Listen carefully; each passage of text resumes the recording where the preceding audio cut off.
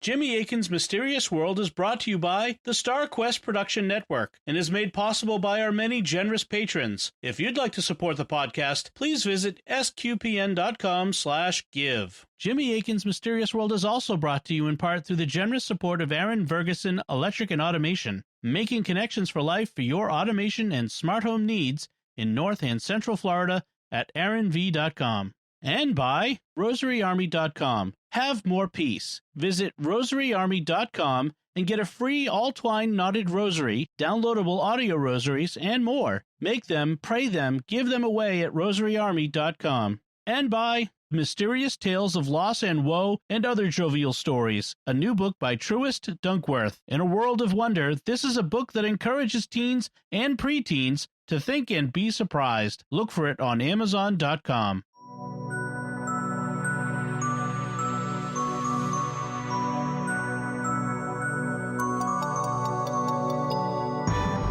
You're listening to episode 140 of Jimmy Akin's Mysterious World, where we look at mysteries from the twin perspectives of faith and reason. In this episode, we're talking about when the four Gospels were written. I'm Dom Bettinelli, and joining me today is Jimmy Akin. Hi, Jimmy. Howdy, Dom. Folks, be sure to stick around to the end of the episode. We'll have your feedback on our recent episode on lie detectors. But first, for 2,000 years, Christians have turned to the four Gospels as the primary source of information about their Lord and Savior Jesus Christ. Even secular scholars acknowledge Matthew, Mark, Luke, and John as our best sources of information about this pivotal figure in world history. But in recent times, some skeptics have challenged the four Gospels, arguing that they were written so long after the life of Jesus that they can't be trusted to contain reliable information. What is the truth about the matter? What do contemporary scholars, skeptics, and Christians alike say about the subject? And when were the four Gospels really written? That's what we'll be talking about on this episode of Jimmy Akin's Mysterious World. Jimmy, why do people care when the Gospels are written? The basic concern has to do with whether the Gospels are accurate records of the life and teachings of Jesus. A claim that is sometimes made is that after the time of Jesus, he became a figure of legend, and Christians made up stories and teachings that they mistakenly attributed to him. And then eventually those legendary stories were written down in the four Gospels. But it takes time for legends to develop, and so for this claim to be plausible, the Gospels would need to be written late. If they were written early, there wouldn't be time for such legends to be formed, and so you couldn't dismiss the Gospels as non-historical in this way. How plausible is that argument? Not very likely, and for more than one reason. The first is that biographies can be written long after a person lived and still be very high quality, as long as the person writing them was competent and had good sources. The second reason is that the Gospels actually were written very early. In this episode, we'll be discussing both of those reasons why the argument isn't plausible. What are the latest dates that significant scholars of any stripe have ever tried to assign to the Gospels? In the early 1800s, there was a school of thought in Germany based around the University of Tübingen. It was led by a man named Ferdinand Christian Bauer, or F.C. Bauer. He was deeply influenced by the philosophy of Hegel, who held that history plays out according to a pattern where one movement gets started, then it gives birth to a rival movement, and then the two movements sort of fuse. This process is referred to as thesis, antithesis, synthesis. First, you get the initial school, the thesis, then you get the rival school, its antithesis, and then from those two schools, the synthesis emerges. Under the influence of this philosophy, Bauer proposed that the earliest form of Christianity was heavily Judaistic, but then a rival school emerged that was heavily Pauline, and then the two schools merged to form a Catholic synthesis. But Bauer dated these events really late, and he put all of the Gospels in the mid-2nd century as the Catholic synthesis was emerging. He saw Matthew as a Judaic gospel that was written by someone who wanted to merge the Judaic perspective with the emerging Catholic one, and he thought it was written around AD 130, about 100 years after the crucifixion. Luke was written by a Paulinist who wanted to merge that perspective with the Catholic one, and Luke wrote about 20 years later, perhaps around AD 150. Mark then merged both of these as part of the Catholic synthesis around maybe AD 160, and John, a sort of Gnostic Christian, wrote last of all between AD 160 and 170. So in his view, the earliest gospel was written around 130 and the latest by 170. That means that the Gospels were all written between 100 and 140 years after the crucifixion. That's the difference between the current year, 2021, and events taking place between 1881 and 1921, if you want to get a kind of sense of the distance in time in a modern term. And then how well did the views of Bauer and the Tübingen school hold up? Not well. The Tübingen school rapidly lost influence after the 1840s, and the gospel dates proposed by even liberal scholars were walked back towards the first century. One reason is that Bauer's initial Hegelian premise of thesis, antithesis, and synthesis has been challenged. It's more of a philosophical assumption than one that can be borne out from religious history. I mean, how often do you have two radically different schools start and then have them get back together in a fit of ecumenism? After a religious break occurs, mergers tend not to happen all that often. Even very similar groups like the Lutheran Church Missouri Synod and the Lutheran Church Wisconsin Synod, both of which are conservative Lutheran denominations, remain separate. And it's easy to find numerous parallel examples in other Christian traditions. Another reason for challenging Bauer's dates is that we have the writings of St. Irenaeus of Lyon, who wrote around AD 180 to 190, so maybe as little as 10 years after Bauer thinks John was written. Yet Irenaeus is adamant that all four Gospels, Matthew, Mark, Luke, and John, go back to apostolic times. So how likely is it that Irenaeus would be mistaken about this if the Gospels were being written in his lifetime? You know, most or all didn't exist when he was a child, and some would definitely have been written when he was adult. So why would he think all of these definitely go back to the apostolic age if they were written in his own life? It's not very plausible. Yet another reason scholars started walking back the dates of the Gospels was archaeology. In 1935, an early papyrus known as P52, or the Rylands Papyrus, was published, and it was initially dated to the first half of the second century, so between 100 and 150. That would give it an average approximate date of 125.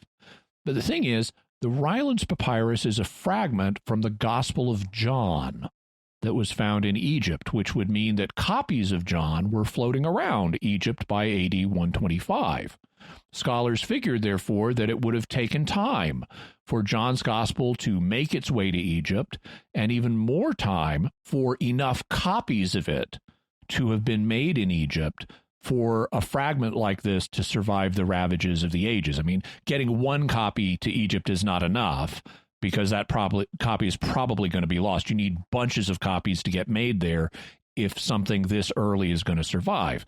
So they reckon that the Gospel of John must have been written by the end of the first century to allow it to get to Egypt and then be copied enough for us to have the Rylands Papyrus. And so it likely, according to this view, would have been written in the AD 90s. But since everybody agreed that John was the last of the four Gospels to be written, that would put the other three Gospels even earlier in the first century. Now, more recent scholars haven't been sure that the Rylands Papyrus is quite as early as initially estimated, but it's still a second century fragment, and so the dates assigned to the Gospels by mainstream scholars have not been affected much. If John was the last Gospel written, which was the first? There's a question about that.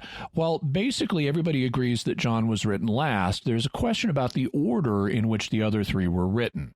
These three, Matthew, Mark, and Luke, present the ministry of Jesus in very similar ways, so they're called the synoptic Gospels. The word synoptic comes from Greek roots that mean seeing together or sharing a common perspective. And since Matthew, Mark, and Luke share a common way of presenting the ministry of Jesus, that's why they're called the synoptic Gospels.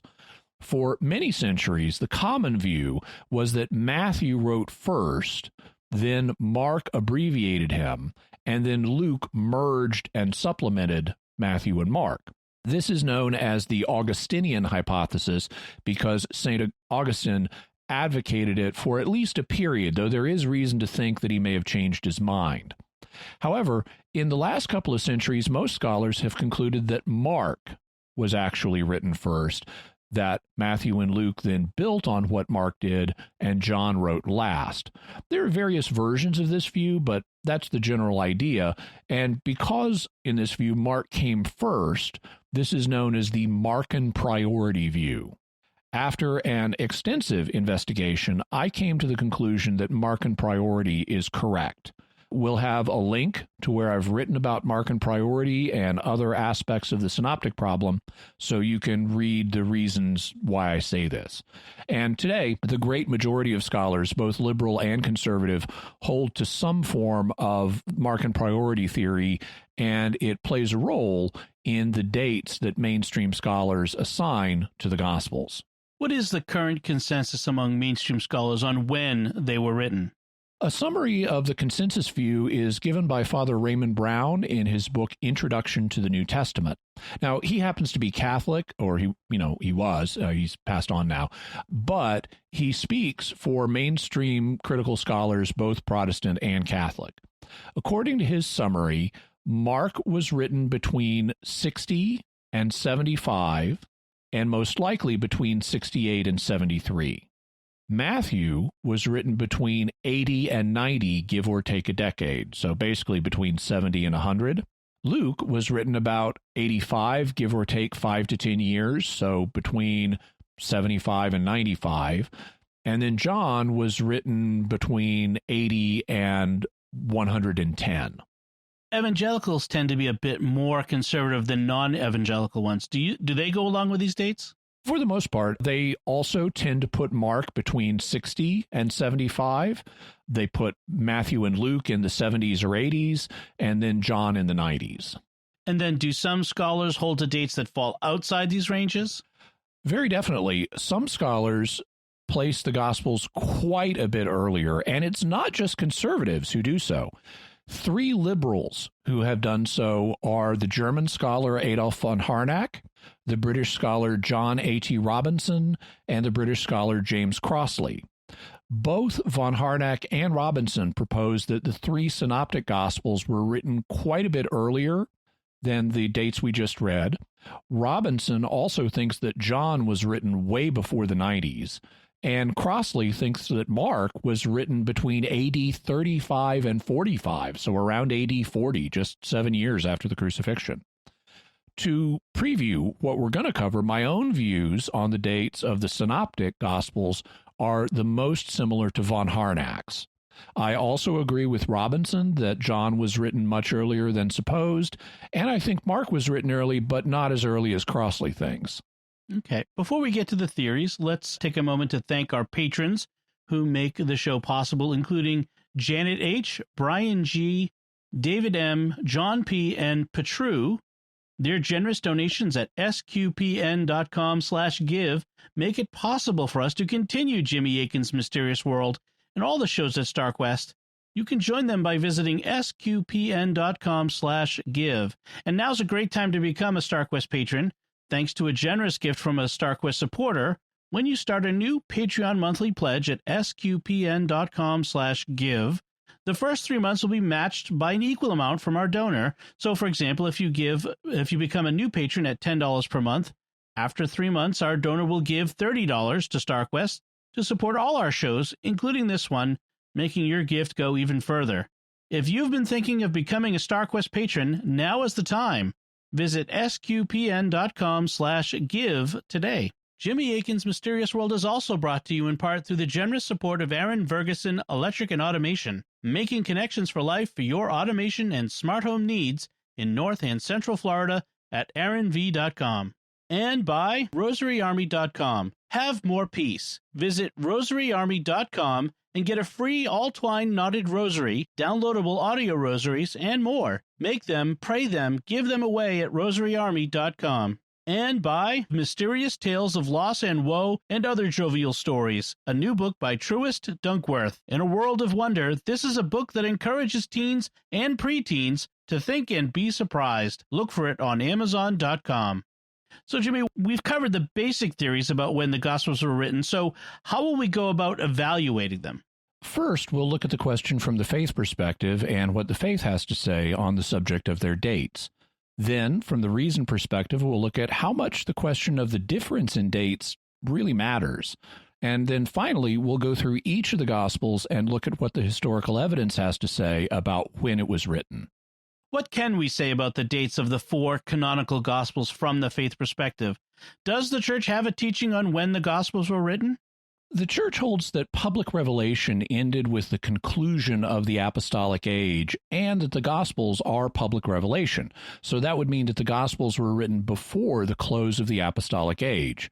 But there's a bit of a question about precisely when it ended. For one thing, we don't know the precise year that the last apostle died.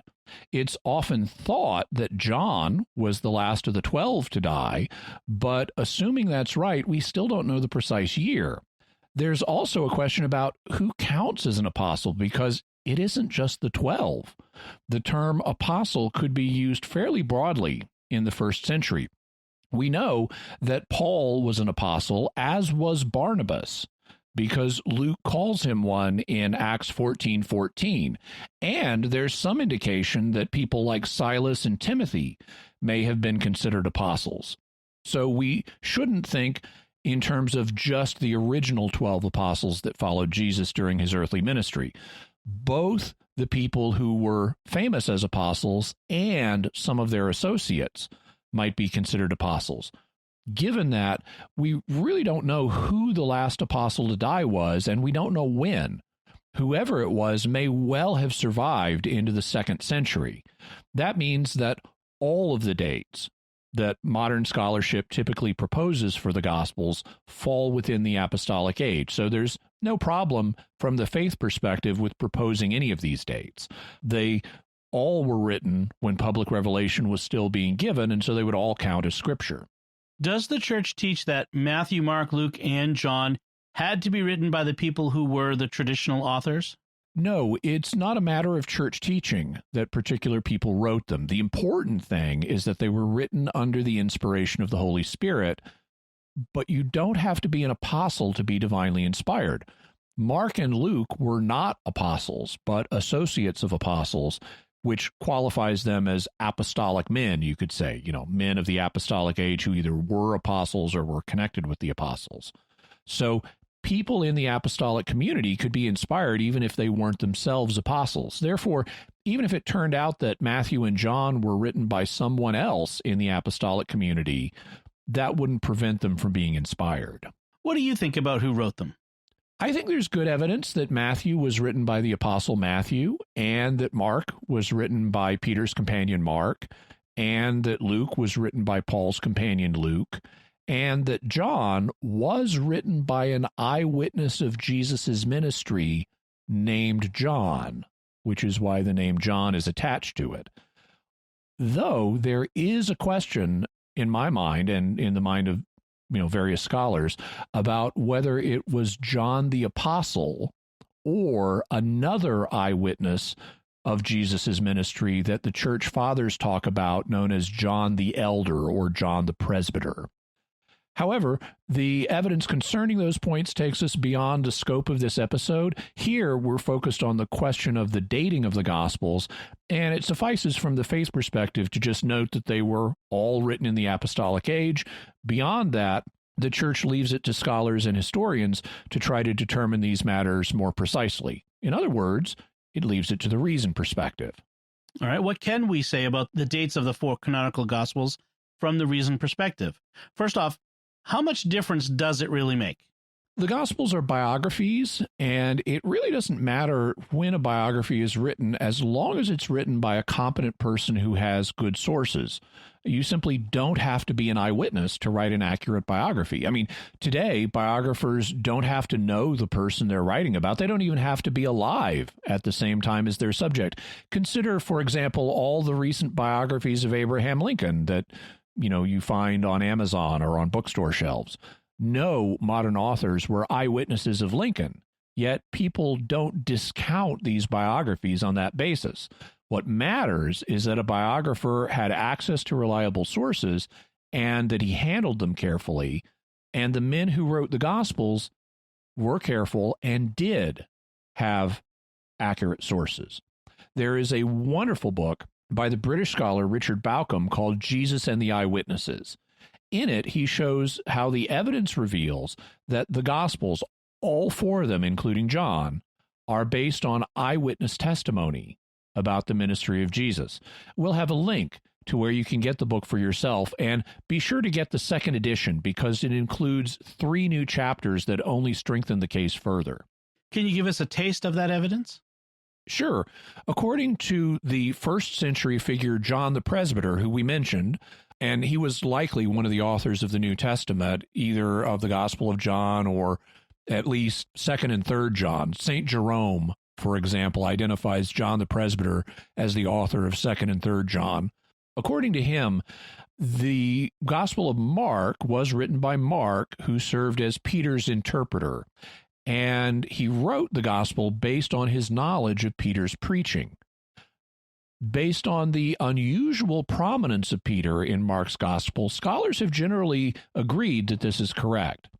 Further, Bauckham argues that Mark uses a literary device known as an inclusio to signal the fact that Peter stands behind the information in the Gospels. You can read his chapters 6 and 7 of Jesus and the Eyewitnesses for more on that, but it would mean that Mark is signaling the reader that he's basing this on the eyewitness testimony of Peter. Similarly, Luke informs us at the beginning of his gospel that the information in it was delivered to us by those who from the beginning were eyewitnesses and ministers of the word. That's Luke chapter 1, verse 2. We can even tell which eyewitnesses much of the information came from. First, Luke uses Mark as one of his sources, so some of his material came from Peter. Second, Luke spent several years in Rome with Paul, where Peter also spent the latter part of his ministry. Peter thus served as a major source for Acts chapters 1 to 12, and Luke likely derived some of the material in his gospel directly from Peter as well. And we can detect other sources. For example, Luke preserves traditions derived from the Virgin Mary, and he signals this by noting how Mary kept all these things, pondering them in her heart. That's another way of saying, and Mary remembered this, which is Luke's way of saying that the information he's recording came to us from Mary. He either interviewed Mary himself or he interviewed people who did. Let's look at the evidence for the dates of the 4 Gospels. Where should we begin? We actually should begin with a work that isn't one of the Gospels, but that is in the New Testament, the book of Acts. More than a century ago, the liberal German scholar Adolf von Harnack published a work titled The Date of the Acts and the Synoptic Gospels, in which he considered this question. As the title suggests, he considered the date of Acts first, the reason being that it's easier to establish this date and then determine the dates of the Synoptic Gospels with respect to it. Acts is important because it's the sequel to the Gospel of Luke, so the date of Acts determines the latest possible date for Luke. When was Acts written? Evidence for that is provided by the text of the book itself. The first 12 chapters of Acts are concerned principally with St. Peter, and then from chapter 13 onwards, St. Paul becomes the focus of the narrative. Beginning in chapter 21, Paul makes a fateful trip to Jerusalem, and he's prophetically warned along the way that if he goes there, he'll be arrested. This indeed happens, and the rest of the book, all the way up to chapter 28, is taken up with the consequences of this event. Paul spends years in custody, and in chapter 25, a turning point occurs when the new Roman governor, Porcius Festus, arrives. To avoid having the outcome of his trial affected by hostile Jewish authorities, Paul then invokes his Roman citizenship and the right to have his case tried before Caesar. The Caesar in question being Nero at the time. Festus then replies, "You have appealed to Caesar you shall go." The rest of the book is taken up with the events leading up to Paul's voyage to Rome and what happened on that trip. Acts ends in chapter 28 with Paul under house arrest in Rome, waiting for his trial. Luke simply concludes the book by saying, "And he lived there 2 whole years at his own expense, and welcomed all who came to him, preaching the kingdom of God and teaching about the Lord Jesus Christ quite openly and unhindered." And that's it. We get no resolution on what happened when Paul appeared before Nero. We don't get anything about what happened at his trial. Why is it significant that the book ends this way? Many scholars have suggested that the book's abrupt ending has implications for when it was written. It makes no sense, if Luke knew the outcome of the trial, for him to cut off his narrative at this crucial point. I mean, he's been building towards this climactic event for 8 chapters, a quarter of the book, yet he doesn't tell us what happened. This is all the more striking because whatever happened would have suited Luke's purpose. If Paul was acquitted at the trial, then Luke could portray Paul and the gospel as being gloriously vindicated. And actually, we learn from later historical sources that's what happened at this first trial. Paul was released and conducted a further period of ministry, only to be rearrested and martyred after Nero found it convenient to blame Christians for the Great Fire of Rome in AD 64. But suppose it had gone the other way at the trial. If Paul was imprisoned or martyred, then Luke could portray Paul as gloriously and heroically suffering for the gospel, as he'd done so often in the book previously. So whatever happened at the trial, it would suit Luke's purpose in helping to promote the gospel and the Christian faith. Yet Luke gives us neither of these endings, and the only reasonable conclusion is that he didn't tell us what happened to Paul because he couldn't. The trial had not yet taken place. Von Harnack comments, "Throughout 8 whole chapters, St. Luke keeps his readers intensely interested in the progress of the trial of St. Paul, simply that he may in the end completely disappoint them. They learn nothing of the final result of the trial. The more clearly we see that the trial of St. Paul, and above all his appeal to Caesar, is the chief subject of the last quarter of the Acts, the more hopeless does it appear that we can explain why the narrative breaks off as it does, otherwise than by assuming that the trial had actually not yet reached its close. It's no use to struggle against this conclusion. If St. Luke in the year 80, 90, or 100 wrote thus, he was not simply a blundering but an absolutely incomprehensible historian." Harnack also points out that Luke repeatedly records prophecies of future events in Acts, yet he makes no prediction about Paul's ultimate fate. St. Luke allows Agabus to foretell a famine, to foretell St. Paul's imprisonment in Jerusalem. He suffers St. Paul himself on the voyage to foretell, like a fortune teller, the fate of the ship and all its passengers. He, in many chapters of the book, deals in all kinds of spiritual utterances and prophecies, but not one word is said concerning the final destiny of St. Paul and of St. Peter. Is this natural? There are prophecies concerning events of minor importance, while there's nothing about the greatest event of all. This further reinforces the conclusion that Acts was written before the events to which it has been building were concluded. In what year was Acts written? When does the narrative break off? This is disputed by scholars, the problem being that we don't know precisely when the governor Festus arrived in Judea, because everything is dated around that. That's the turning point when Paul goes to Rome. This is the key event for dating when Paul's voyage to Rome began, and thus when his 2-year period of house arrest began.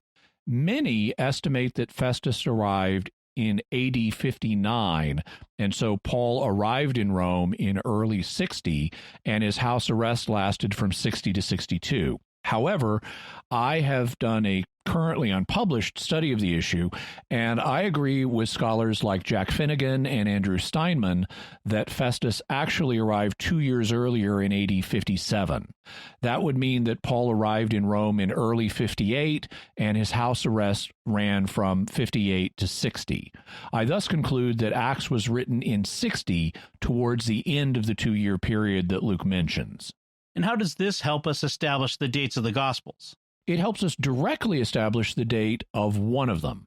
The Gospel of Luke was written before Acts. In fact, they were written as a 2-volume set, and a careful study of the end of Luke and the beginning of Acts suggests they were written in close proximity to each other. This can be seen by comparing the Gospel of Luke's ending with one of Luke's sources, the Gospel of Mark. Now, there's a debate about whether the original ending of Mark may have been lost, but if so, it still contains information that indicates what would have happened. In Mark 16:7, an angel tells the women who have come to visit Jesus' tomb, "But go, tell his disciples and Peter that he is going before you to Galilee. There you will see him as he told you." Mark thus envisions a post-resurrection appearance of Jesus to the disciples in Galilee, and that's also what happens in Matthew, if you look at Matthew 28. But Luke omits this reference. Even though it's right there in front of him in his source Mark, he omits it and instead focuses on post-resurrection appearances that occurred in Jerusalem and its vicinity. He makes no mention of the disciples going to Galilee. Instead, Luke records Jesus telling the disciples, "Thus it is written, that the Christ should suffer and on the third day rise from the dead, and that repentance and forgiveness of sins should be preached in his name to all nations, beginning from Jerusalem. You are witnesses of these things. And behold, I send the promise of my Father upon you, but stay in the city until you are clothed with power from on high." Notice, repentance is to be preached to all the nations, beginning from Jerusalem, and the disciples are to stay in the city, meaning Jerusalem, until they're clothed with power from on high. This is what Jesus is saying at the end of Luke. It's different than what we see in Matthew and Mark, and that difference has led some people to suggest there may be a conflict here. But really, there's not. The truth is that Jesus appeared to the disciples both in the vicinity of Jerusalem and in Galilee. John makes that clear. Luke simply focuses on the Jerusalem appearances, while Matthew and Mark focus on the Galilean appearances. John makes it clear he appeared in both locations. For our purpose, the question is, why did Luke choose to end his gospel as he did? Why did he choose to ignore the Galilee appearance that is alluded to at the end of his source, Mark? The obvious answer, if you think about it, is that he was already planning what he was going to write in Acts. Thus, at the beginning of Acts, he records Jesus telling the disciples, "But you shall receive power when the Holy Spirit has come upon you, and you shall be my witnesses in Jerusalem and in all Judea and Samaria and to the end of the earth." This directly echoes the end of Luke's gospel. In Luke's gospel, "you shall receive power when the Holy Spirit has come upon you," is a reference to the events of Pentecost that are recorded in Acts, and they correspond to "stay in the city until you're clothed with power from on high." Similarly, "you shall be my witnesses in Jerusalem and all Judea and Samaria and to the end of the earth" is the outline of the book of Acts, and it corresponds to what Jesus says at the end of Luke's gospel, that repentance and forgiveness of sins should be preached in his name to all nations, beginning in Jerusalem, and you are the witnesses of these things. The presence of these and other elements at the end of Luke, and particularly the way he diverges from Mark, indicates that he was already planning what he was going to say at the beginning of the book of Acts. This shows that Luke was not written very long before Acts. If years had elapsed, we wouldn't find the gospel ending the way it does, using the same exact kinds of phrases that set up the recurrence of those things at the beginning of Acts. I therefore estimate that Luke was finished immediately before Acts, likely in AD 59, and that Luke used the 2-year period of Paul's house arrest in Rome to finish gathering material for and composing these 2 books. If Acts was written around AD 59, does that let us establish anything about when the other Gospels were written? Well, it's widely recognized today that Luke, like Matthew, used Mark as one of his sources. Luke even refers to prior written sources in his prologue, telling his patron Theophilus that many have undertaken to compile a narrative of the things which have been accomplished among us. That's Luke 1:1. He thus alludes to previous writers, the people who have already compiled narratives about Jesus. And the fact that Mark was one of those narratives is confirmed by the fact that Luke uses about 55% of the material in Mark. More than half of Mark's gospel ends up in Luke in one form or another. This means that we can place the composition of Mark sometime before that of Luke. And can we estimate how much before? To assess that, we need to know a little bit about Mark's life story. We first meet Mark in Acts 12:12, when Peter visits the house of Mark's mother in Jerusalem. In Acts 12:25, Barnabas and Paul take Mark with them when they return from Jerusalem to their home base in Antioch. In the next chapter, the Holy Spirit calls Barnabas and Paul to embark on the first missionary journey, and they take Mark with them. However, we learn that Mark turned back early in the journey. He didn't complete the first missionary journey with them.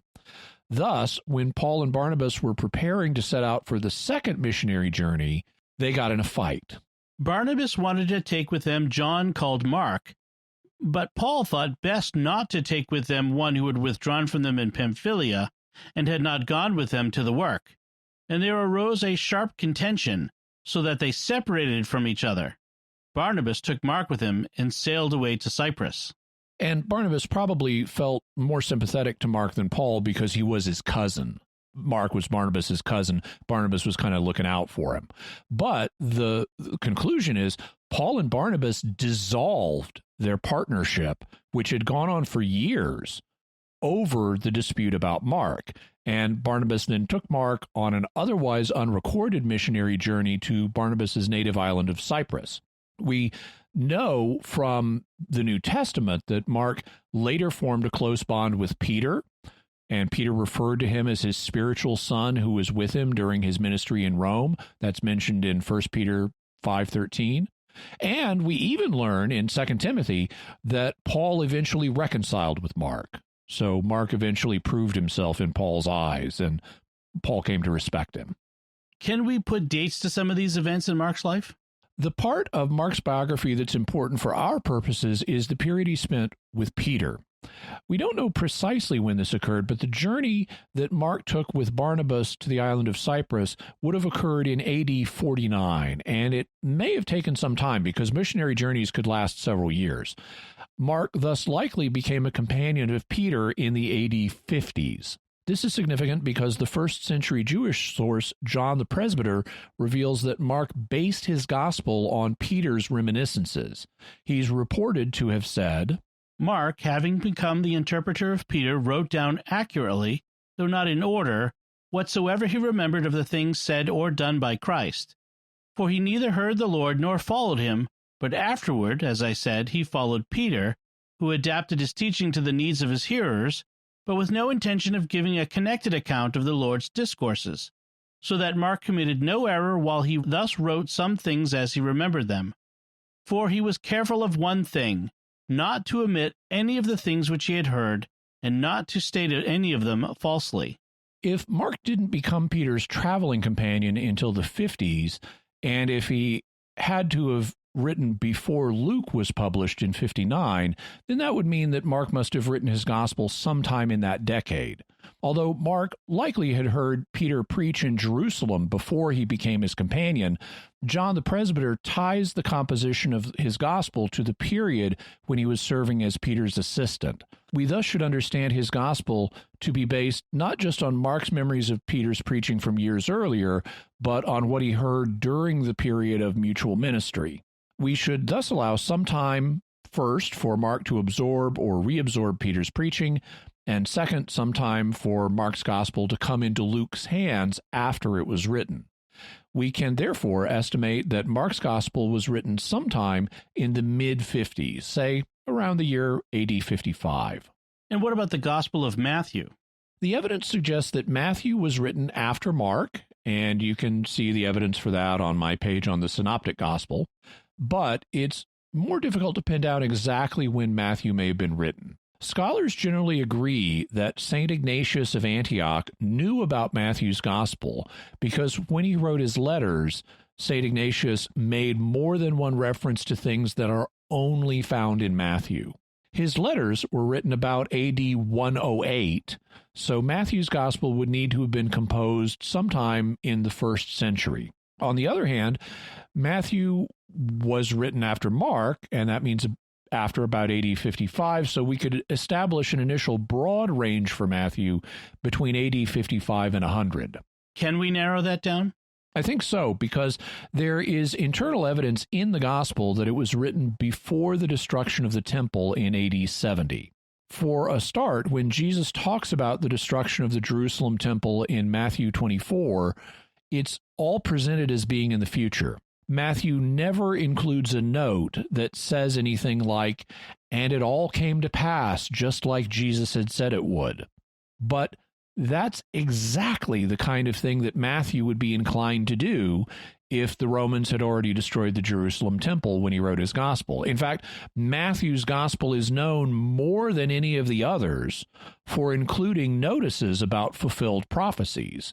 So if Jesus' prophecy about the temple had come true when Matthew was writing, we would expect him to include a note about it.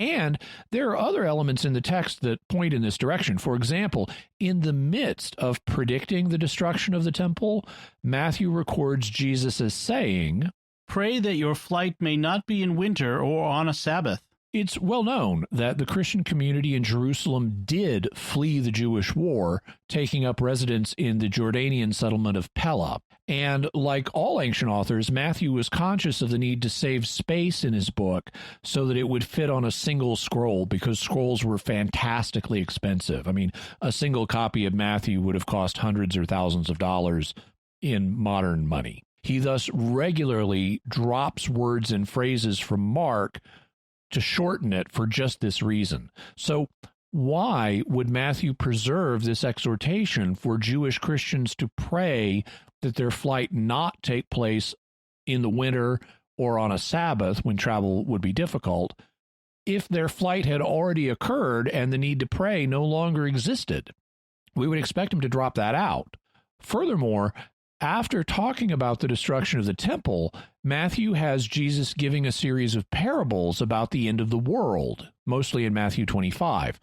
That could lead some readers to mistakenly think that the end of the world would occur just after the destruction of the temple. That's another sign that Matthew was written before this happened, because if it were after, then he would clearly distinguish the material about the destruction of the temple and the material about the end of the world so that the reader wouldn't confuse these two events. Then there are passages in Matthew that assume the temple is still standing and that provide information that would only be useful to Matthew's readers if it were still functioning. One such passage is found in Matthew 5. "If you are offering your gift at the altar, and there remember that your brother has something against you, leave your gift there before the altar and go. First be reconciled to your brother, and then come and offer your gift." This advice was relevant to Jewish Christians while the temple was still standing and they could go there and make an offering at the altar, but it lost the significance when the temple was destroyed. Another such passage is found in Matthew 17. "When they came to Capernaum, the collectors of the half-shekel tax went up to Peter and said, 'Does not your teacher pay the tax?' He said, 'Yes.' And when he came home, Jesus spoke to him first, saying, 'What do you think, Simon? From whom do kings of the earth take toll or tribute? From their sons or from others?' And when he said, 'From others,' Jesus said to him, 'Then the sons are free. However, not to give offense to them, go to the sea and cast a hook and take the first fish that comes up. And when you open its mouth, you will find a shekel. Take that and give it to them for me and for yourself.'" This passage is particularly important, although the reason why won't be immediately obvious to a modern Bible reader. Jesus implies in this passage that he does not need to pay the temple tax, but is willing to do so anyway to avoid giving offense. And this principle extends from him to his followers, Christians, who are also sons of God. The reason this is significant is not just that Jewish Christians wouldn't need to pay the temple tax once the structure was in ruins, although that is significant. It's also because the Romans repurposed the tax so that it supported the temple of Jupiter Best and Greatest, i.e. the Capitoline Temple in Rome. The Jewish historian Josephus reports, "The Emperor Domitian also laid a tribute upon the Jews wheresoever they were, and enjoined every one of them to bring 2 drachma every year into the capital, as they used to pay the same to the temple at Jerusalem." Similarly, the Roman historian Cassius Dio states, "From that time forth it was ordered that the Jews who continued to observe their ancestral customs should pay an annual tribute of 2 denarii to Jupiter Capitolinus." Some Jews tried to avoid paying this tax, which amounted to just 2 days' wages, because they thought it represented idolatry, and sometimes they would try to avoid it with the expedient of posing as Gentiles. Yet, payment was rigorously enforced, at times in humiliating ways. The Roman historian Suetonius reports, "Besides other taxes, that on the Jews was levied with the utmost rigor, and those who were persecuted who, without publicly acknowledging that faith, yet lived as Jews, as well as those who concealed their origin and did not pay the tribute levied upon their people. I recall being present in my youth when the person of a man 90 years old was examined before the procurator in a very crowded court to see whether he was circumcised." So they stripped a 90-year-old man naked in public to see if he was circumcised and needed to pay the tax. Diverting money that originally supported the temple in Jerusalem to support the key temple in Rome was an enormous insult to Jewish sensibilities, and the fact that they were forced to pay it was a profound humiliation. For Matthew, if he was writing after AD 70, to portray Jesus as condoning the payment of this tax would have risked confusing, alienating, or outraging members of his audience. Jesus could even be seen as understood as giving permission to financially support idolatry so as not to give offense.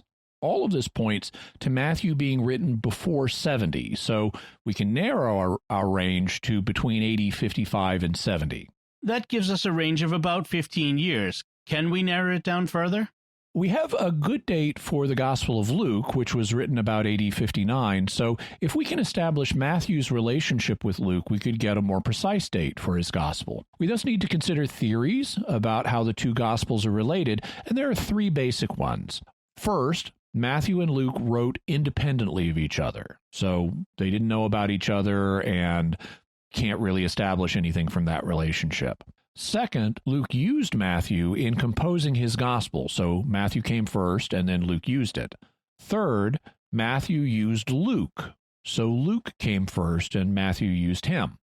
We won't go through all the evidence for these options in detail. You can check out the further resources for that, but I'll tell you which one I favor. It's the view that Mark wrote first, then Luke used Mark, and then Matthew used both Mark and Luke. Since this view has Matthew coming last of the 3 synoptics, it's called Matthean posteriority. It's also sometimes called the Wilkie hypothesis. And what leads you to favor Matthean posteriority?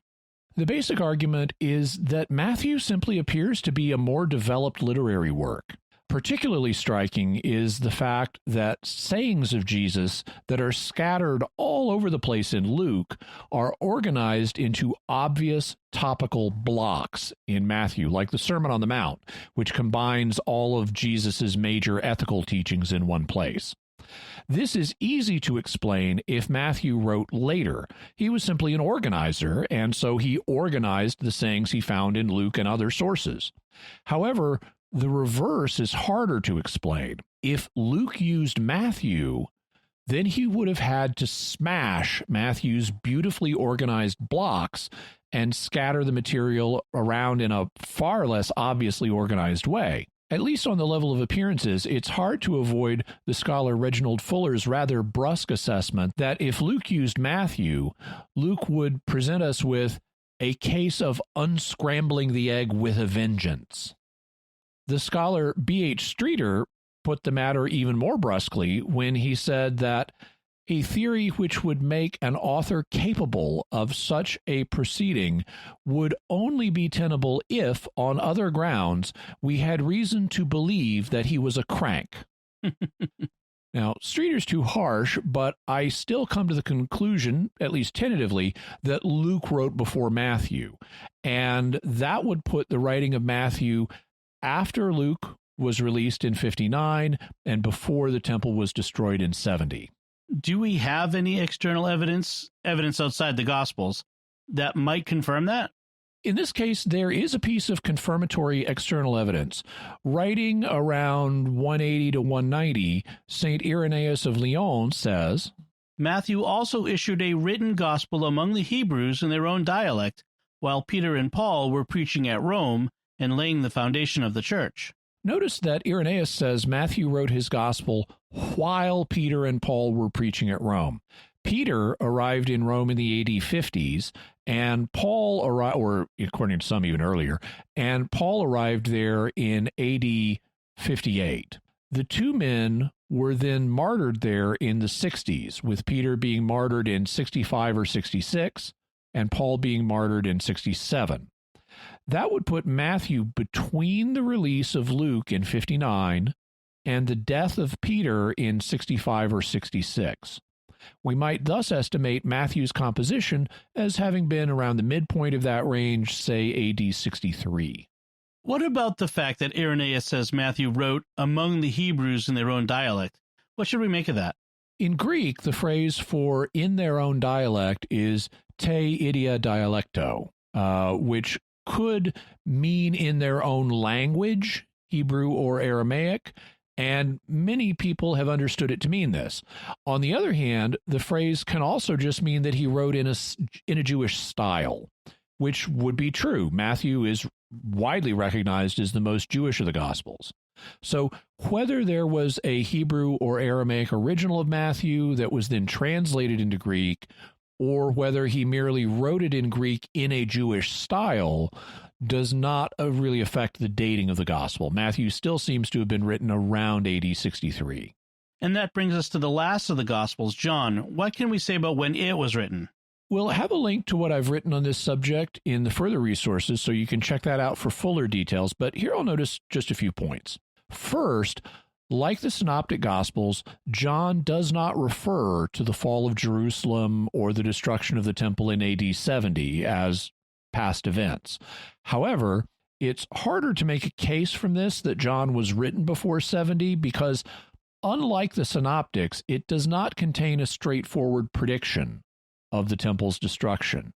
It does allude to it, it seems, in John 2:19 when Jesus is speaking, and also in John 11:48 when Caiaphas is speaking, but Jesus' reference is only implicit and the high priest is only speculating. So in neither case does Jesus outright say that the temple will be destroyed as he does in the Synoptics.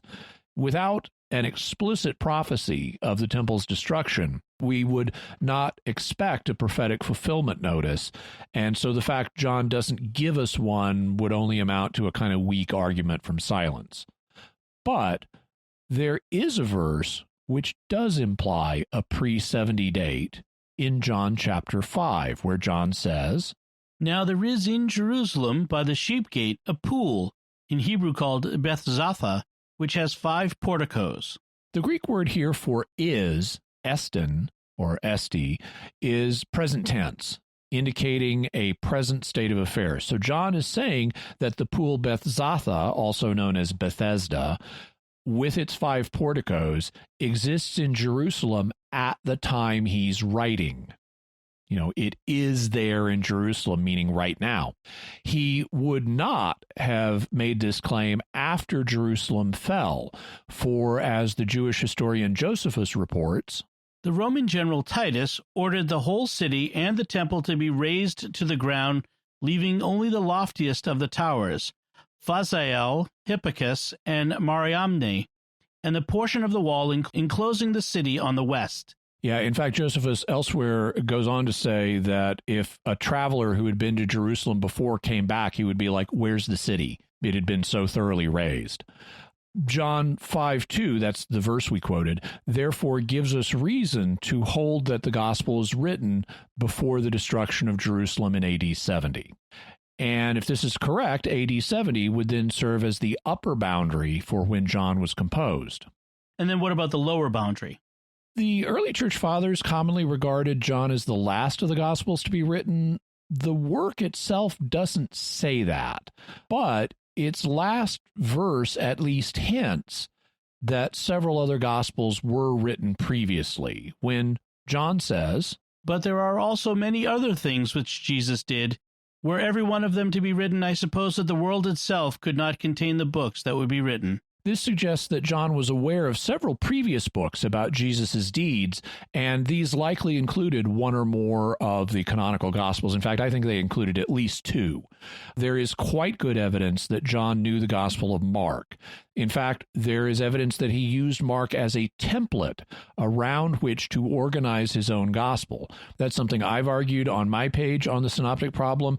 It's also argued by the British scholar Richard Bauckham in his chapter John for Readers of Mark in his other excellent book, The Gospels for All Christians. There are also reasons to think that John knew Luke's gospel. I have been struck by the way John seems to expand upon events mentioned in Luke, particularly in the resurrection narratives. For example, Luke writes, "Peter rose and ran to the tomb, stooping and looking in. He saw the linen cloths by themselves, and he went home wondering at what had happened." This is then expanded on in John chapter 20, where John gives us a fuller account of Peter and the beloved disciple running to the tomb and what they saw. Similarly, Luke states, "And while they still disbelieved for joy and wondered, he said to them, 'Have you anything here to eat?' They gave him a piece of broiled fish, and he took it and ate before them." This is then expanded on in John 21, where John tells us that the place Jesus ate the fish was by the Sea of Galilee after the disciples had gone fishing. So if John was written after Mark and Luke, that would put John sometime after the release of Luke in 59, but before the destruction of the temple in 70. In other words, in the AD 60s. Can we narrow it down any further? There's one additional factor that may help us date the gospel. Towards the end, Jesus tells Peter, "Truly, truly, I say to you, when you were young, you girded yourself and walked where you would. But when you are old, you will stretch out your hands, and another will gird you and carry you where you do not wish to go." John then adds, "This he said to show by what death he, Peter, was to glorify God." This is commonly understood, especially when it's translated this way, to mean that John's gospel was written after Peter's martyrdom in AD 65 or 66, and John was looking back on the event. But there is a good reason to question that. Most English translations of this verse, John 21:19, make it sound like Peter's martyrdom is a past event. They speak of the death by which he was to glorify God. But that's not what the Greek says. The Greek text actually has the future tense for the verb at this point. The relevant verb is doxase, which means he will glorify or he shall glorify. Therefore, some of the most literal translations render the passage like this. "And this he said, signifying by what death he shall glorify God." I'm uncertain why most translations render the passage the way they do. I think it's likely simply because of the prevalent view among translators that John was written after Peter's death, and so they translate the verb with the past tense, even though in Greek it's the future tense. But if the more literal translation is correct, it would appear that Peter's martyrdom is in the future at the point that John is writing, or at least that it occurred so recently that John hasn't yet received news of Peter's martyrdom. If so, the latest possible date for John's gospel thus would be within a few weeks or months of Peter's martyrdom, and that would leave us in the 65 to 66 time frame. In view of the above, I estimate that John's gospel was written between the publication of Luke and the martyrdom of Peter in 65 or 66, so I reckon it as approximately AD 65. So, Jimmy, what's your bottom line on the dating of the Gospels? From the faith perspective, the exact dates at which the Gospels were written doesn't matter because they were all written in the apostolic age and thus within the period of Revelation. That's true even if you accept the conventional dates that most scholars use. From the reason perspective, the exact dates of the Gospels also don't matter because the Gospels are biographies, and the date when a biography is written doesn't ultimately matter. What does matter is whether the person writing it was competent and had good sources. And each of the four gospel writers was competent and they had good sources because the evidence shows they were basing their writings on eyewitness testimony. Finally, while the conventional dates for the Gospels between AD 65 and 95 would be fine with me if that's where the evidence pointed, I think the evidence actually points to the Gospel and Acts being written earlier. I think Mark was written approximately AD 55, Luke was written approximately AD 59, Acts was written approximately AD 60, Matthew was written approximately AD 63, and John was written approximately AD 65. It thus appears to me that the historical books of the New Testament, meaning the Gospel and Acts, were written in the span of about a decade, between AD 55 and 65, just 22 to 32 years after the crucifixion. That's like the difference between the present year, 2021, and events that occurred between 1991 and 2001. Clearly within living memory and not very long ago. Jimmy, what further resources can we offer to the listener on the topic? Well, we'll have a link to my book, The Bible is a Catholic Book, where I talk about the history of the Bible, and it covers a lot of this same material, as well as a bunch of other material about the history of the Bible. We'll also have a link to Richard Baucham's book, Jesus and the Eyewitnesses, the second edition of that. Also, Baucham's book, The Gospel for All Christians, and I highly recommend both of those. John A.T. Robinson's book, Redating the New Testament, which was a pivotal book in getting some modern scholars to reconsider the dates for the New Testament documents.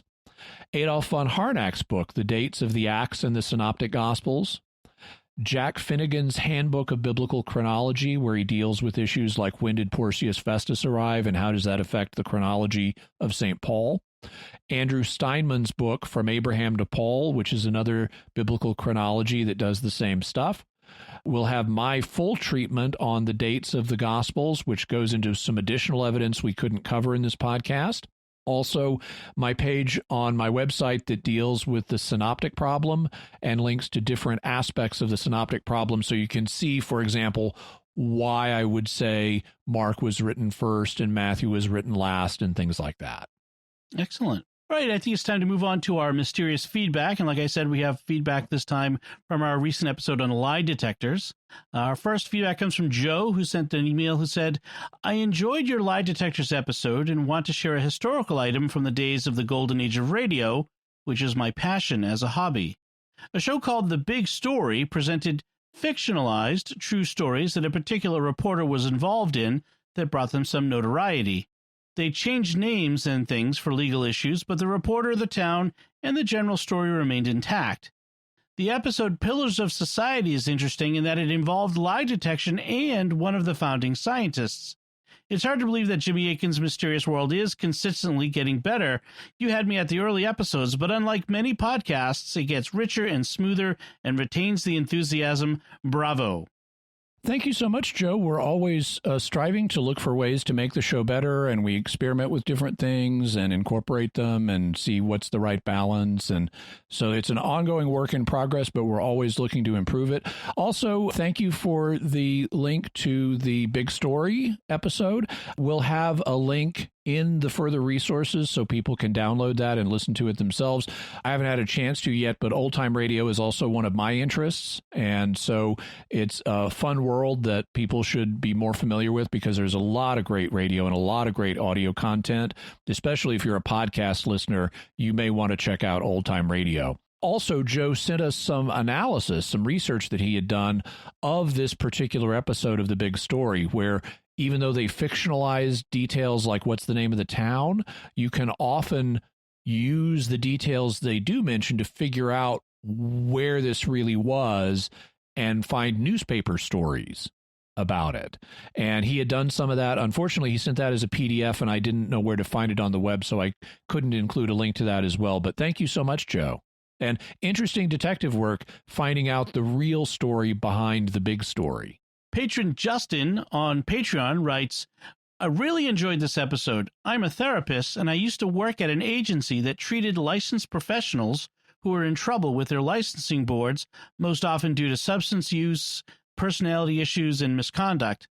We also had our patients take lie detector tests while in our program to see if they were hiding any boundary crossings or substance use. It concerns me that such an unreliable method has such an impact on the patient's status with their licensing boards. This being said, I don't remember a single time where a patient failed the lie detector test and didn't end up revealing something they were hiding. We tried hard to not rely only on the lie detector results, but a failed test definitely had a huge effect on the person's treatment and our return to work suggestions. Thank you, Justin, and I appreciate the delicate situation that's involved, and I'm glad to hear that y'all are trying or were trying. I wasn't entirely clear if you're still working with this situation, but that y'all tried not to rely exclusively on lie detector tests. That's very important. Pat writes on Facebook, "This was a very, very interesting episode. It makes me reassess what my response would be if asked to take such a test." Yeah, don't take a lie detector test unless you're required to by law, and don't talk to police as part of an ongoing criminal investigation without a lawyer. Dark Green Dad Clark writes on YouTube, "I applied for a city job where a polygraph was required. I took it 3 times with identical questions each time. The first was inconclusive, the second I failed, and the third I passed. I will never trust or base my guilt or innocence on a polygraph." And having the same set of questions result in 3 completely different outcomes, I don't blame you. Clever Name on YouTube writes, "I myself sat for a government agency polygraph. It took like 3 hours, and it was the most nerve-wracking experience of my life. The examiner was hostile and aggressive. I suspect the issue is that I'm a thoughtful person who understands that my own memories and understandings can be faulty, so they, I presume, couldn't get a clear answer. The examiner attacked me when I answered yes to the control questions, trying over and over to get me to lie about them. It was an awful experience and is a key reason I got out of government work of that kind. I hated it." I really appreciate that, Clever Name. I've asked myself, well, okay, if they asked me some of these control questions, I did things before I was a Christian, especially that I have not been proud of. And I would be honest on the control questions and say, yeah, I did that. And I've wondered what their reaction would be, because they want you to lie on those. They assume you're going to deny having done these things. And it's like, if you admit, how are they supposed to distinguish between that and the relevant questions? But if I'm being honest, which I strive to be, I would say, yeah, much to my shame, I did that. Luis writes by email, "In 1996, as I was coming out of the Navy, I applied to the CIA. I was put on the box twice in consecutive days.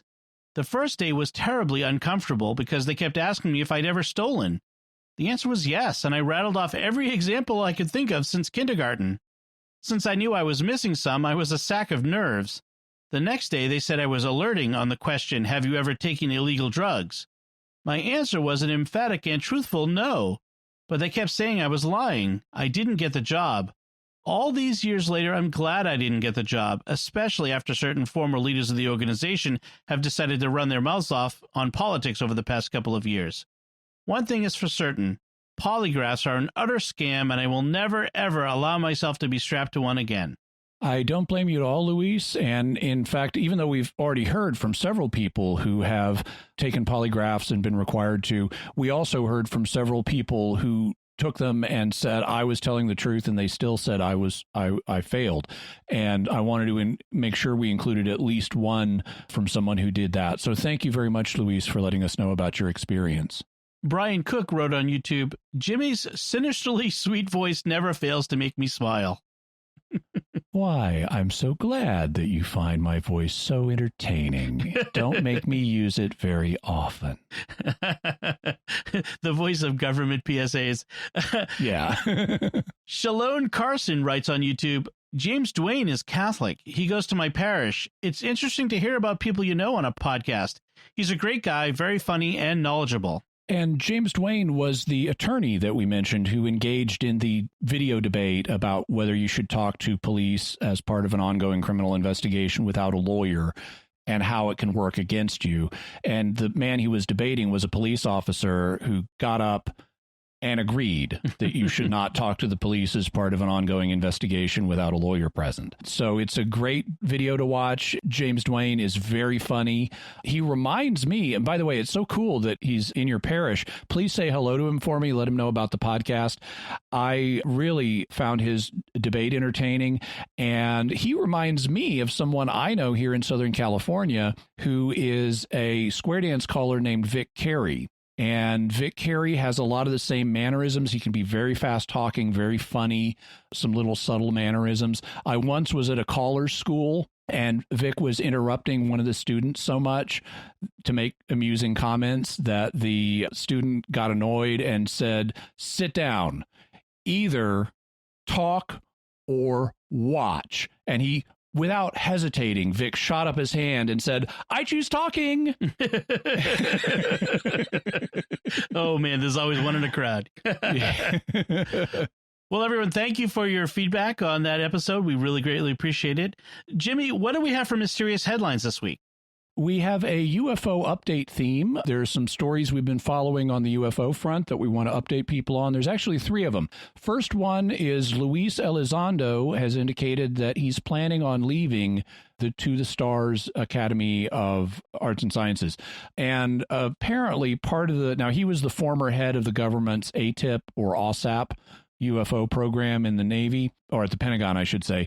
And he then moved into the private sector with TTSA, but he's leaving there, and he plans, apparently with a couple of his colleagues, they're planning to try to do something else to further more declassification of UFO-related stuff and to further get this out there in front of the public.